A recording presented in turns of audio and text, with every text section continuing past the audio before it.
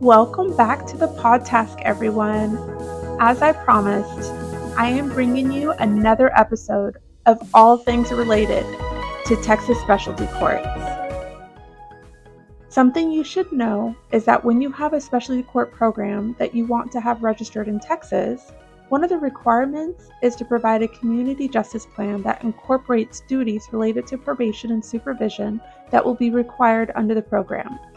A successful specialty court program needs to provide ongoing supervision through pretrial, probation, or another release program that uses monitoring, tracking, and case management tools. It's important to be aware that supervision for an individual in a specialty court program that typically looks very different than supervision for someone on a traditional probation track. So I've brought you someone who can speak to us about this very issue. Today's guest speaker is Faustino Lopez. He is here to speak with us about the prominent role that probation plays in specialty court programs. Tino is the director of the Hidalgo County Adult Probation Department, and I know him because we both serve on the Texas Association of Specialty Courts board. One of the reasons I asked him to join our show is because I'm frequently hearing about the exciting things happening with the Hidalgo County Specialty Court programs. I had to share Tino's vast knowledge of the probation department world and his passion for this work with all of our listeners. Without further delay, let's get on with the show.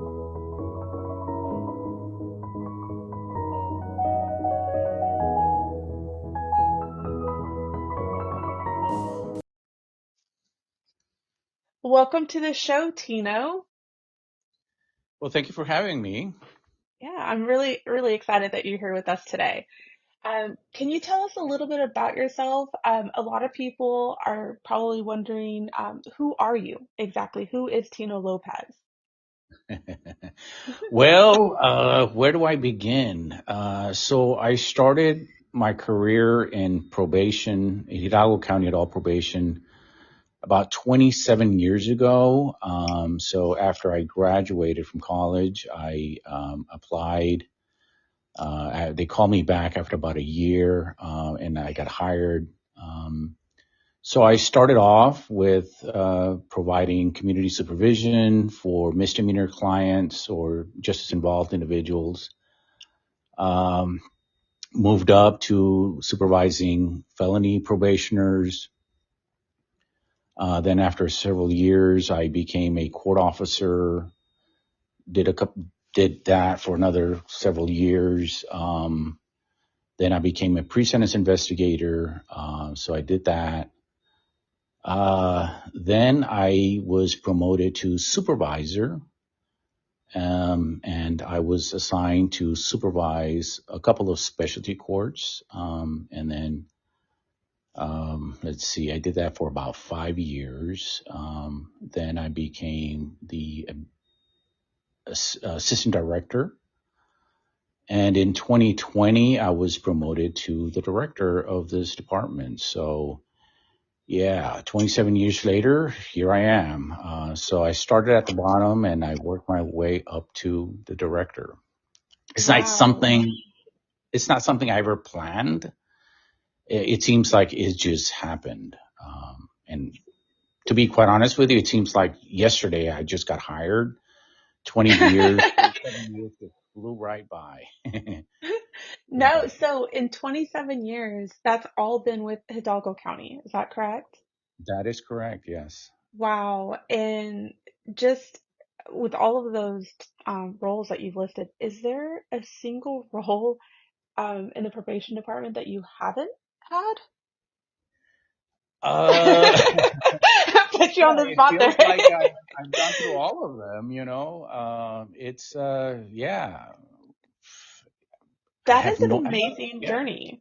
No, that is an amazing journey because I can just imagine that you have, really seen the probation role from a lot of different perspectives from that department. And I'm assuming that's made you a pretty effective director at this point. To be quite honest with you, I think that's what helps me understand if I'm making certain decisions. I think I have a different perspective as to how it's going to affect the different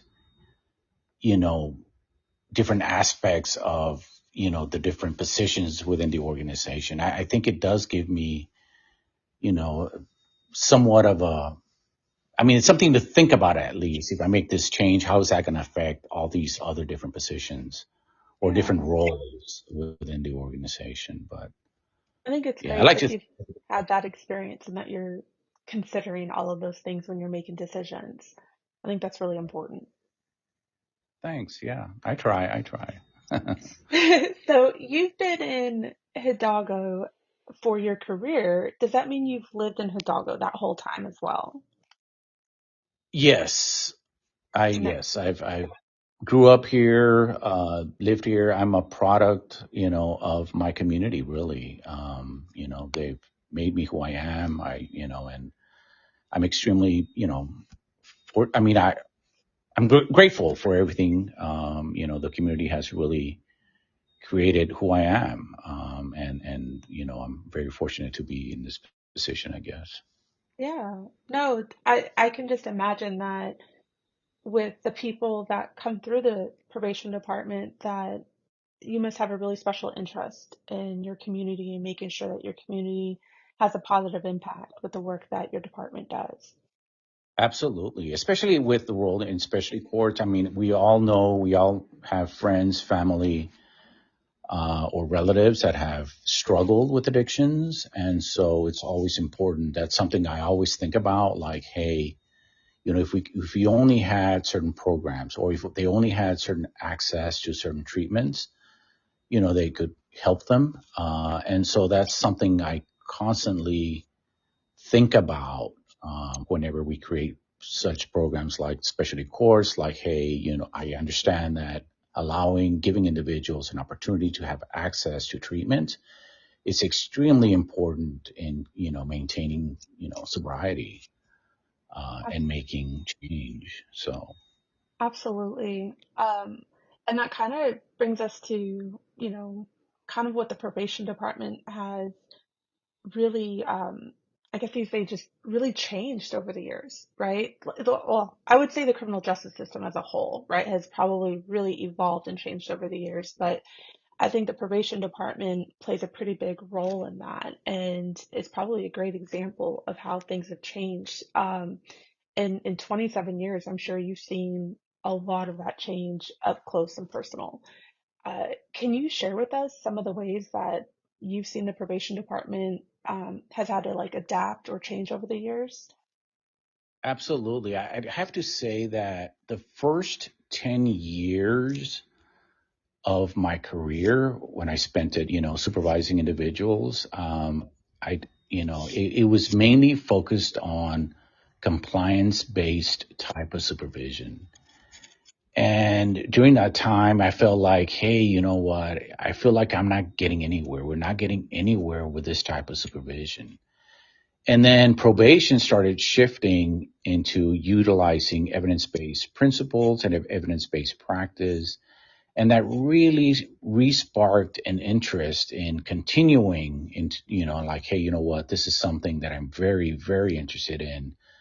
And so we started shifting, retraining staff, retraining officers into what that meant, right?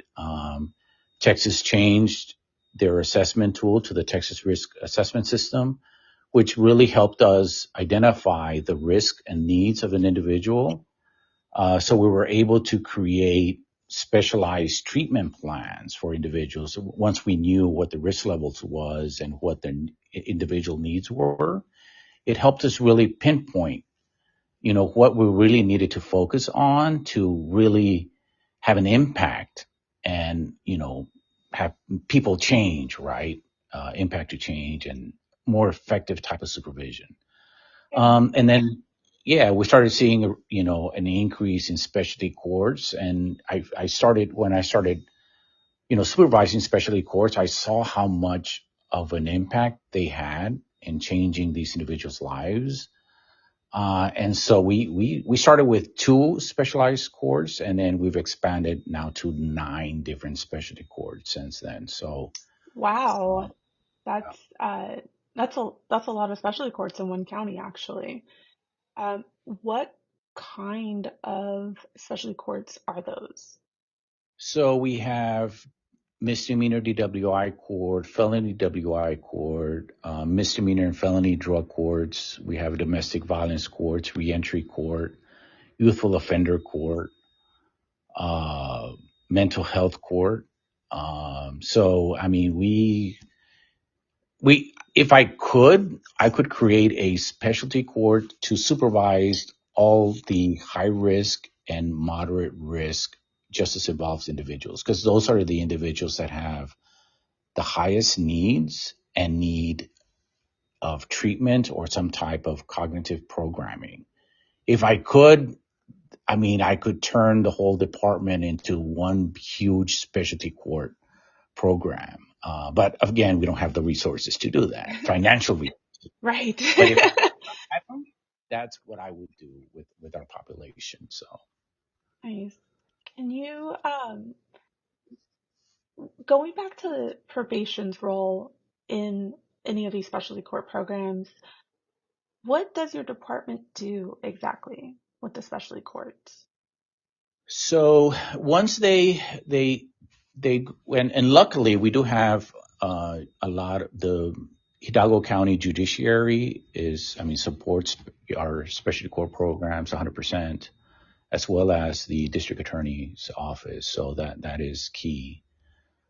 So they'll go in, they'll get screened, and as long as they qualify for the program, they'll get enrolled and they begin treatment or they'll start seeing their counselor within 1 week of placement. So treatment for them starts at the beginning, like soon as they're placed, they start treatment services right away. So that I think that's one of the biggest difference from being in a specialty court versus being on regular supervision. Okay. Uh, That's interesting to know because it seems like the type of person who would come in and become a probation officer has probably changed a lot over the years. Do you find that your department is hiring a different type of person with different characteristics to do this role now? Absolutely. Actually, we start at the beginning when we're interviewing. We start asking questions to see, what type of officer, you're gonna, whether or not you're gonna fit our organizational culture, right? So we'll ask certain situational questions to see how they would react in certain, situations to see whether, they're going to be responsive to the needs of our population, right? Yeah. So yeah. Do you So it's find? more of Oh, a go ahead. role of a counselor, really. But yeah. Okay. Do you find that your probation officers that they is there really a difference between the ones that you hire who are going to be working in a specialty court versus somebody who works on just your traditional caseload? So yes, on top of, well, every officer, I guess, in Texas, they go through certification training, and we also have an additional training that we require everybody to complete, and it's sustained training. It was developed by the George Mason University. It's an online training, and they really focus on, you know, what evidence-based supervision looks like, and they pretty much set the foundation of what's expected, to include how positive reinforcement, how effective that is, how to use that while supervising justice involved individuals, the importance again of supervising individuals according to risk levels. They really, go back and set like the standard, like here's why you should supervise individuals according to risk levels. And I think that additional training really, again, sets the foundation of what our expectations are for everybody who's working at our department. Okay. Do you, is there any, you have the training once somebody gets started, right? Like you said, there's the statewide training that everybody does, and then there's this this training that you mentioned online, that you have everybody do when they get started. Is there Oh, any? Oh, go ahead. no, but once you're in Oh, a specialty core program, you get a hell of a lot more additional training on top of that. Uh, of oh yeah, course, right?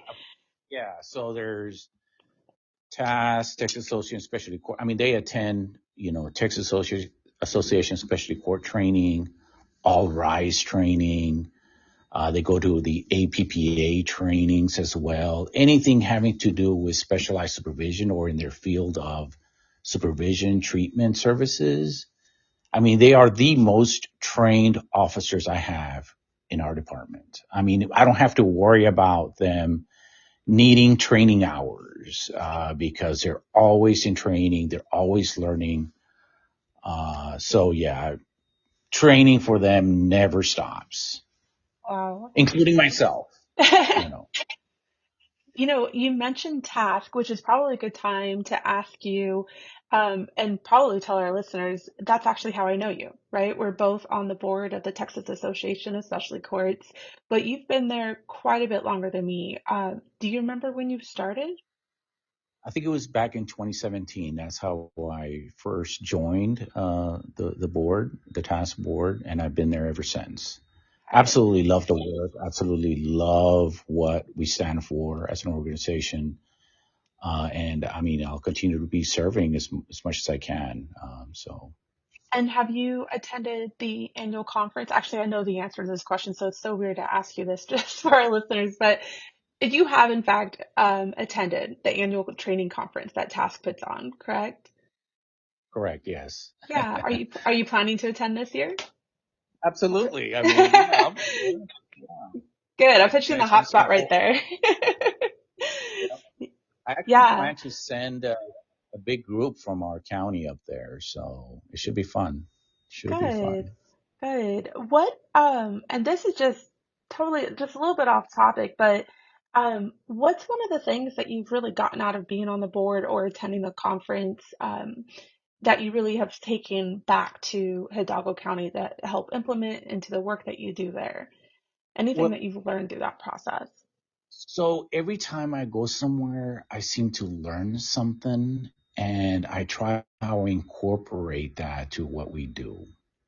Good. The last training session that I went to, they were talking about setting up mentoring programs, and they were using it quite differently in that other region that they discussed, but it gave me an idea of something or a program that I'd like to start in Hidalgo County, which I think, I mean, it's a different type of program than what I learned about, but I think I can make it work down here.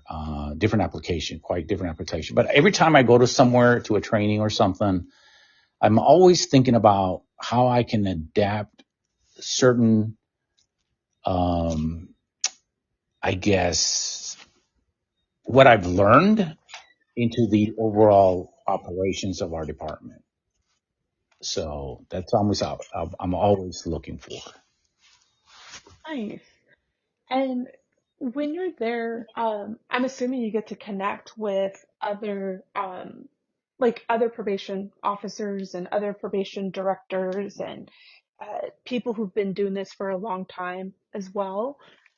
Is that correct? Absolutely, and researchers as well. People that have been researching, processes or whatever. I start talking to them. Actually, when we talk about the Youthful Offender Program, that's how we got it started. I was talking to a couple of researchers that were looking at some of our data, looking back at data points.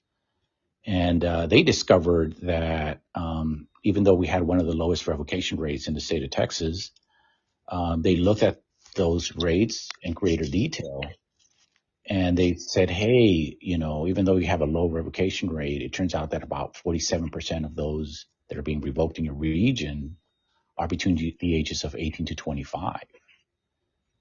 And that's how we started. That's how we created the Youth Offender Program, to try to create a program to divert this particular group from going to prison, right? To try to divert them, reduce that rate for that particular population. So, I mean, that's how, you know, talking to people, networking with people, reviewing what our data looks like, and try to create ways or programs to improve our services, be more efficient, and be more effective as a probation department.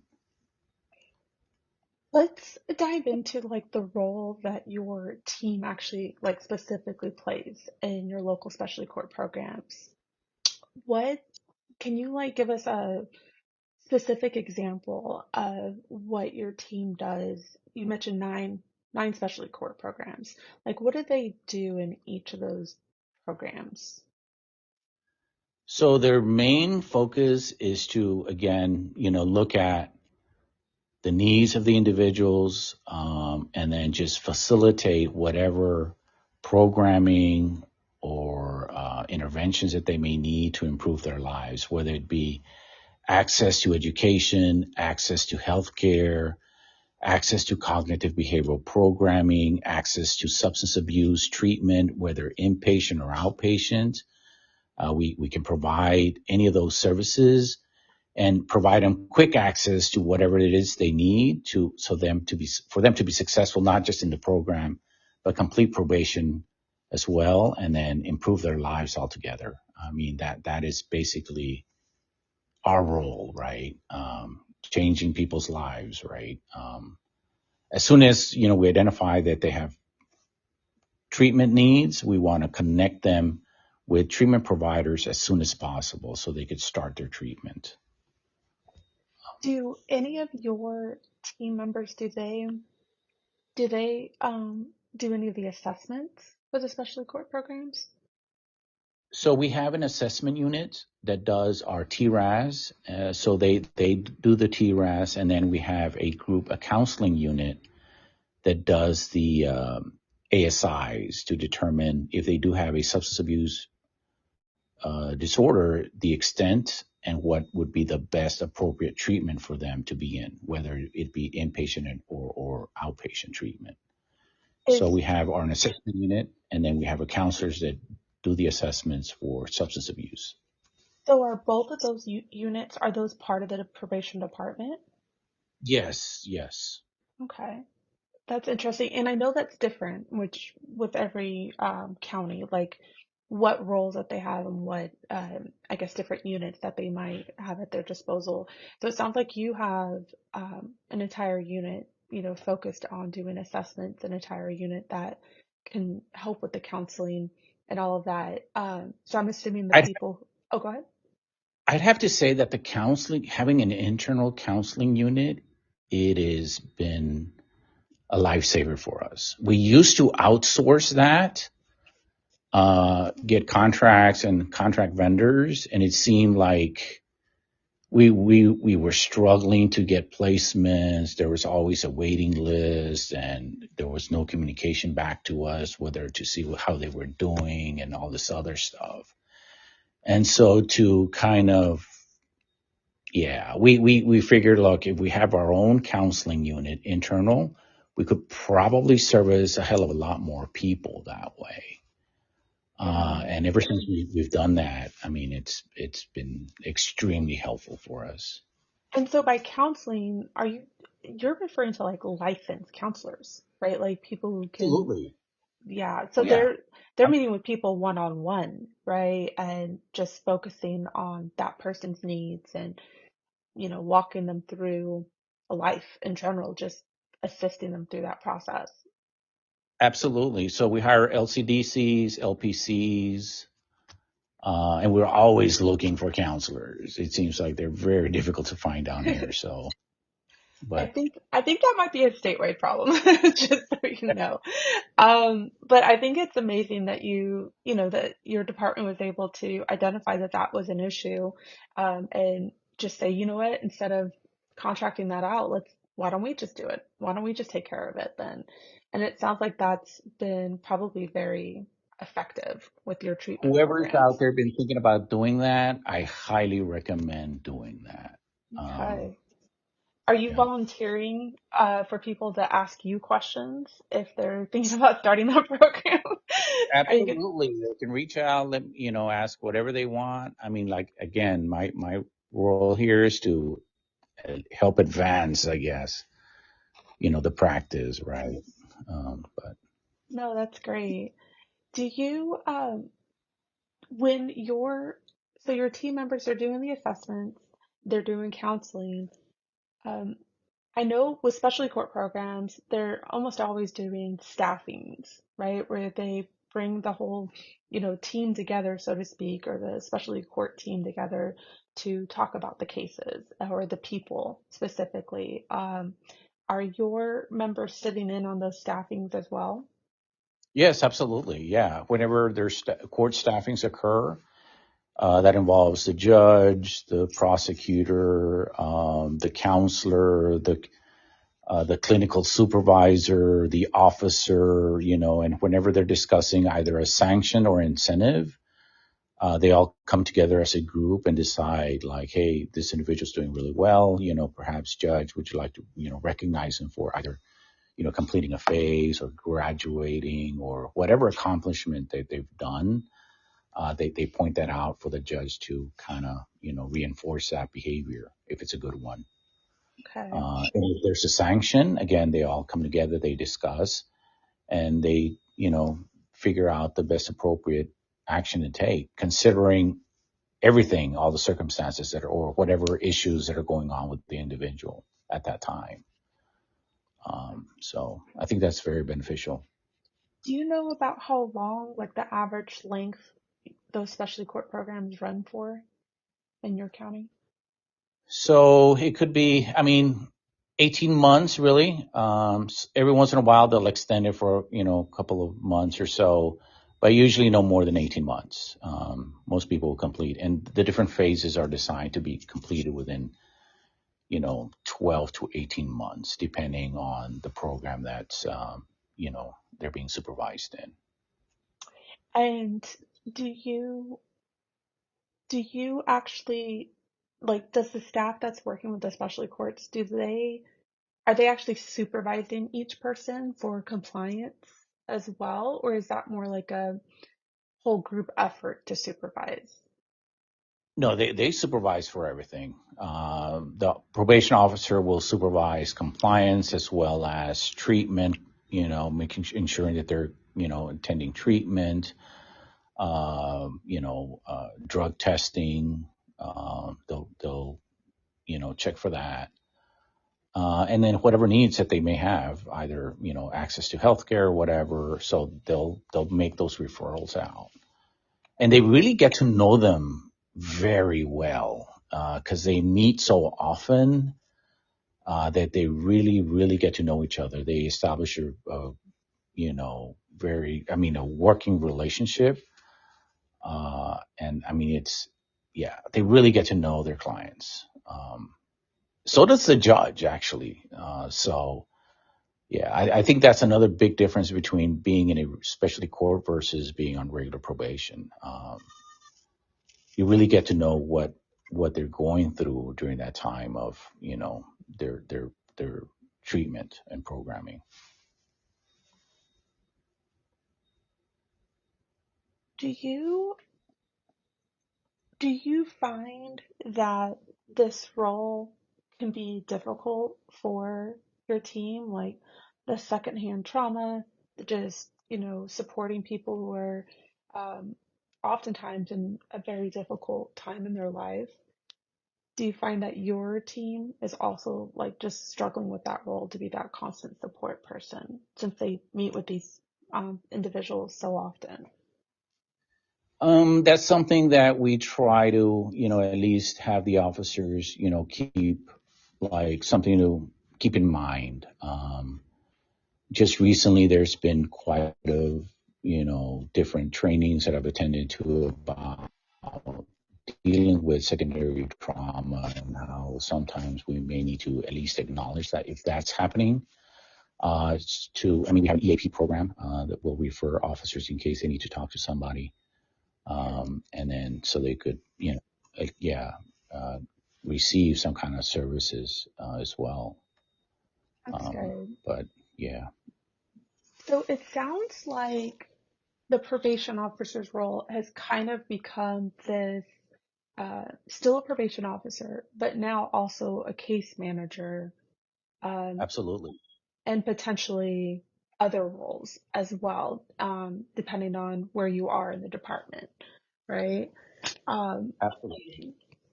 that's so in addition to, checking for compliance and meeting with individuals, does your team also get pretty familiar with the resources available in the community as well? We constantly have, community resource agencies come in and say, hey, we offer these programs. Hey, we offer this assistance. Hey, if you have individuals needing, healthcare services and they're indigent, send us our way. So we always are trying to collaborate with community resources out there that are wanting to provide services for individuals under supervision. So yes, we try to network as much as we can with community organizations that are willing to provide services that are very much needed for people on probation. Yeah, So we make it a point to make sure that the officers know what's out there that's good. in case probation is, yeah. Yeah, no, that's really good. I mean, it seems like that's almost necessary now to be good at your role, right? Is to have that knowledge and information to share with the people that you're working with. Um, do you, nowadays it seems like there's a couple things that always come up when it comes to specialty courts. People are always struggling with funding and data, right? Those are the two things. You just hear them pop up all the time, and they're the things that people, I think, just those words, funding and data, just cause a little bit of extra stress inside of people.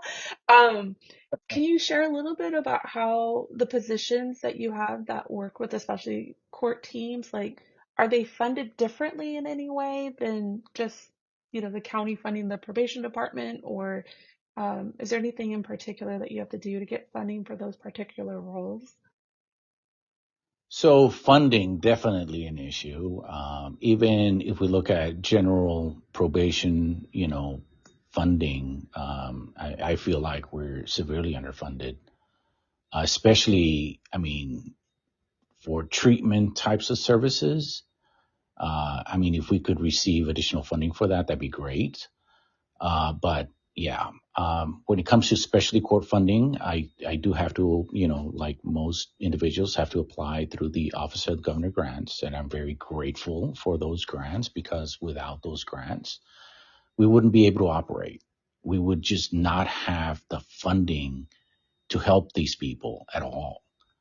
So the CJD grants are extremely helpful in maintaining all our programs down here or everywhere across the state. So, yeah, as far as data, we luckily have a really good case management system that keeps track of that data.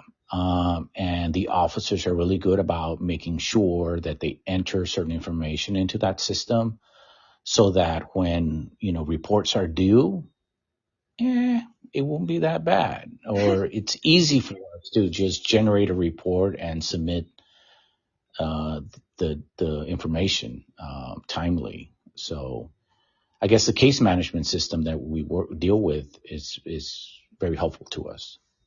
That's good. That's that case management system you have, is that something that the county purchased, or did the department have to purchase, or is that like a statewide case management system?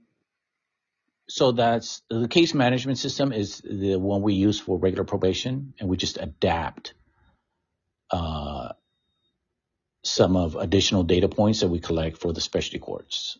Perfect. So Yeah, it's yeah, it's very useful. that's good to know. What about when it comes to the funding? You had talked about that you apply for a grant through the, oh my goodness, the governor's office, right? Um, Correct. do do you does is that for like all nine of the specialty court programs, or is that just for some of them So versus all of them? so no, it's just for some. We don't get Okay. funded for all. We do get funded for some, but not all. I also I've submitted a couple of grant applications to BJA as well. And BJA, But that's the is that the Bureau of Justice, right, assistance? Yeah, is it BJA grants.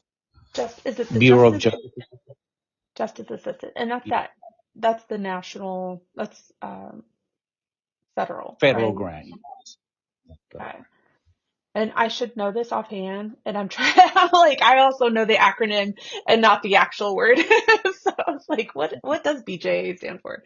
Um, so if you, if you are doing a lot of the requests for funding, are there also other people in the specialty court teams, like the judges or the attorneys or the prosecutor's office, are they also able to apply for funding as well for the same programs?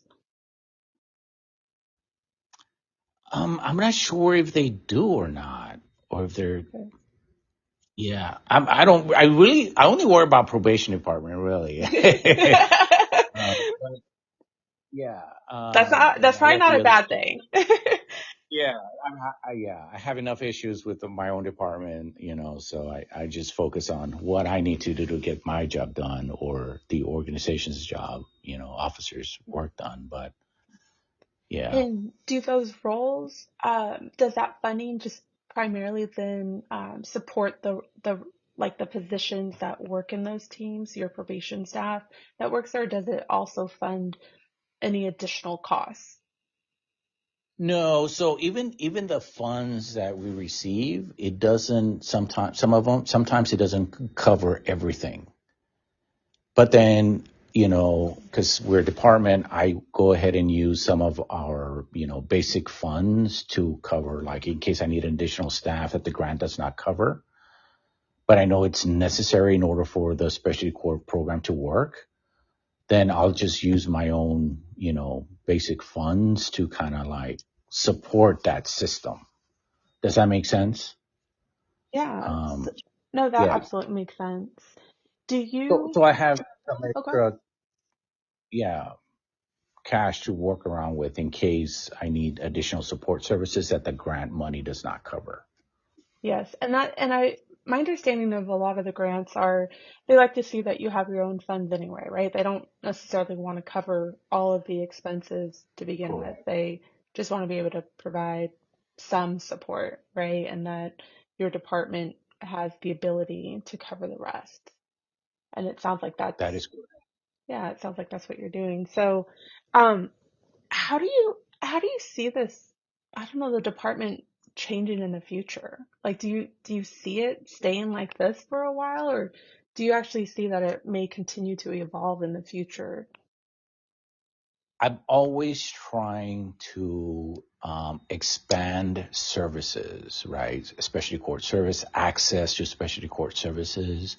As I mentioned earlier, if I could, I turn all of the department into a big, huge specialty court type of program to where people are supervised in that way because that's a very effective way of supervising people and making sure that they receive treatment services.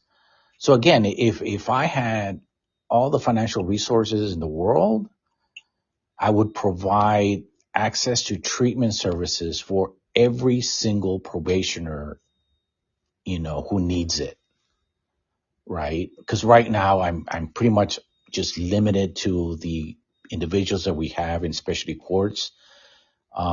And so at least immediate access, right? But if I could do that to all the general probation population, I mean, that'd be awesome. But financially, I mean, that's just not possible. Yeah. I think that's a great, I guess, goal, so to speak, or just idea of how this whole department could look like in the future. Because, I want to circle back to about the data and stuff. You use the data, right? You need it probably for grant purposes, running reports and stuff like that. But does the same data help you see that these treatment courts are actually successful? That people are, the recidivism rates are lower? Do you see any of that as well? Yes, and actually, the other day I was because we do quite a bit of work with a local nonprofit organization called Behavioral Health Solutions, and they provide recovery coach counselors. And the other day I was at a ROSC meeting, and I met a recovery coach, actually two of them. One had actually graduated from our mental health court, Wow. went back, got her degree, and now is currently working as a recovery coach with Behavioral Health Solutions. Wow. And I was like, wow, that is amazing. I That is a mean, great success right there. That is um that is wonderful. I'm blown away by that, frankly. That is just a great, I was gonna say a great story, but it's just so real, right? And just knowing that that's real, it touches my heart for sure. And I'm sure a lot of people have, if they don't have a similar experience with their own courts, that's kind of what you want to see, right? You want to see somebody go through this program, be successful, and just be productive, and just the fact that they could help also then come others. back and give others. Yeah, that is like the icing on the top of the cupcake, right? Like just the cherry on top. So that is great to hear.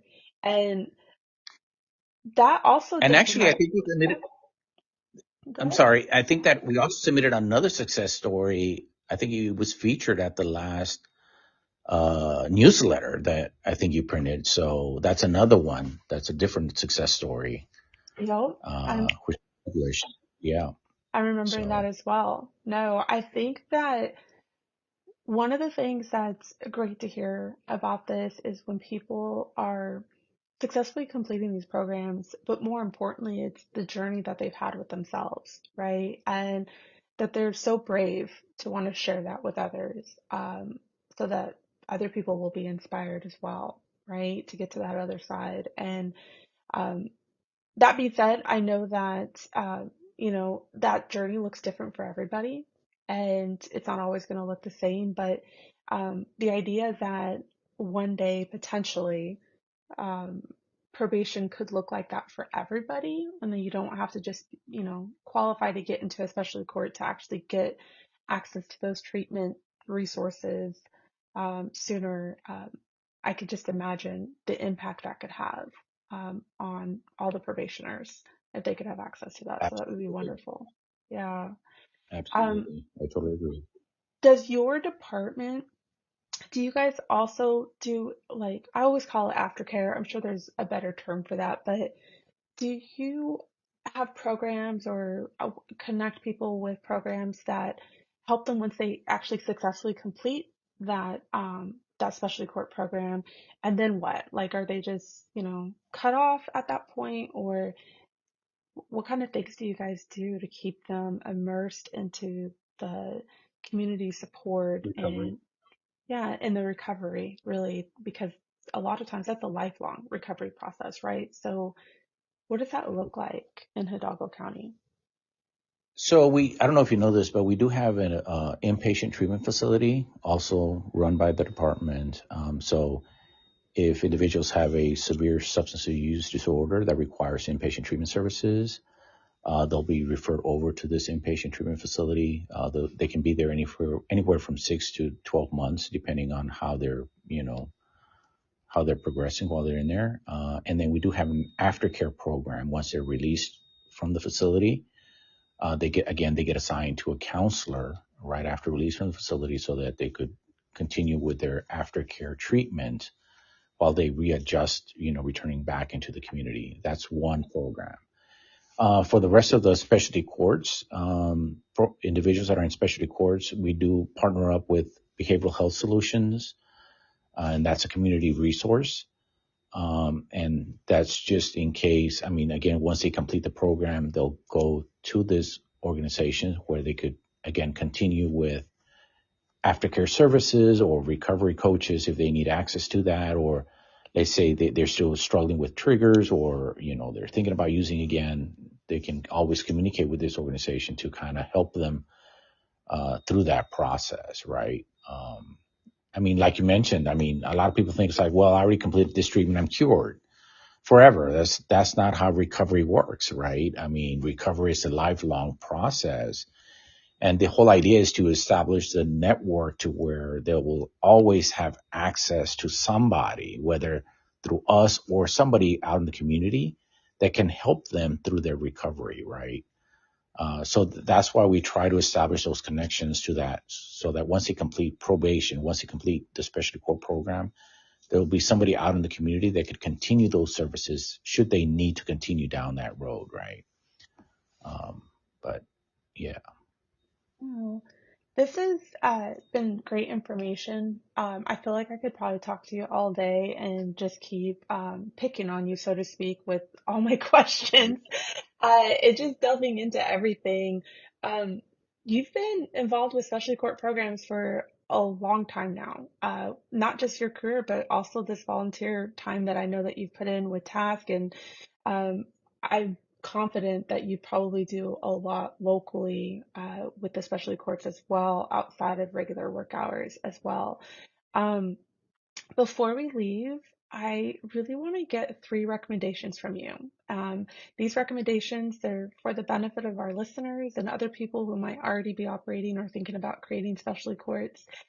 Typically, what I like to do is get a useful tip, a good resource, and maybe an important event that you would recommend to others and why you would recommend that event. Do you have a useful tip for us today? A useful tip is, if you're thinking about getting a specialty court, talk to Task, and see if we could help. Again, you're not going to regret it. Yeah. Oh, I like that tip, of course. I'm biased. Yes, Task is definitely very helpful with providing information. Um, what about a good resource? So good resource. Again, I mean, I'm biased here again, but Texas Association of Specialty Courts, All Rise. They have a lot of resources out there.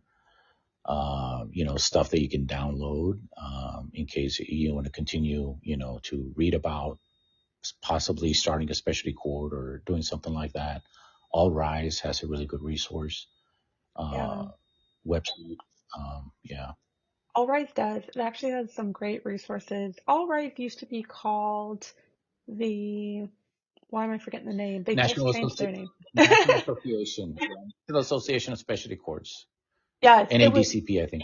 No, National Association of No, Drug Court Professionals. That's what it was, right? right there. NADCP. Yes, yes.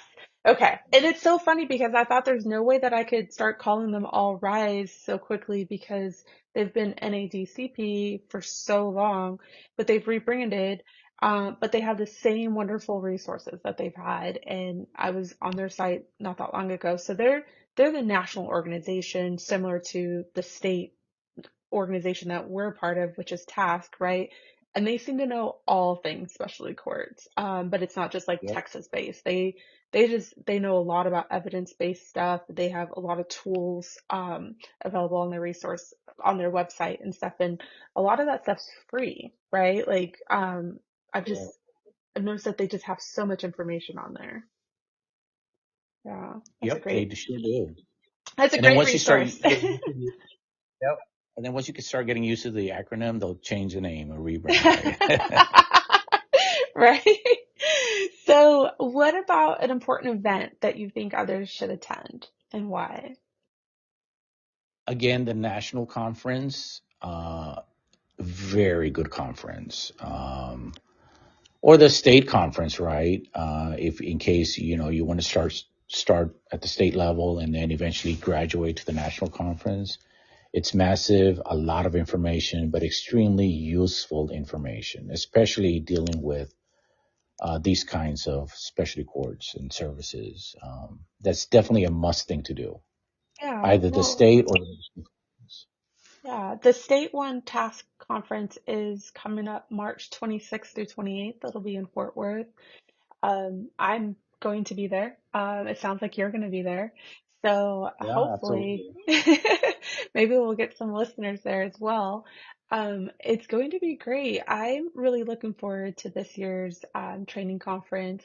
A lot of it, I would say, is I look forward to just, talking with other people to see what things they've done in their programs, what changes they've made, and um, just just the ideas that come out of coming together like that and being able to pick people's brains for more and more ideas.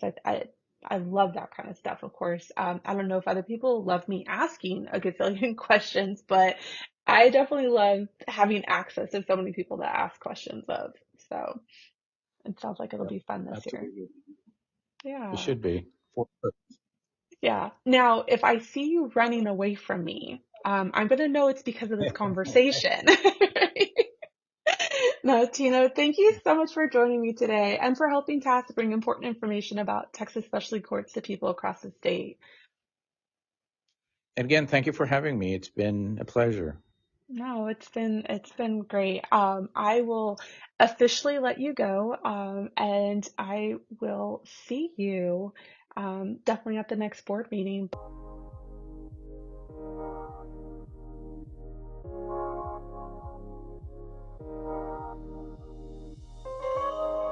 Thanks for listening to our second episode of the podcast. I think I'm getting a little bit better with this podcasting stuff each episode. Let's hope so. Is there a topic you want us to discuss or questions you want answered by our guests? See our show notes to contact us and find links to information discussed today. You can also find a link to register for our annual training conference on March 26th through 28th. Some food for thought until we meet again for another episode. Consider how your probation department can help enhance your specialty court program. I'm hoping to bring you 2 more episodes in February, so stay tuned and be sure to like and subscribe to the podcast wherever you get our show.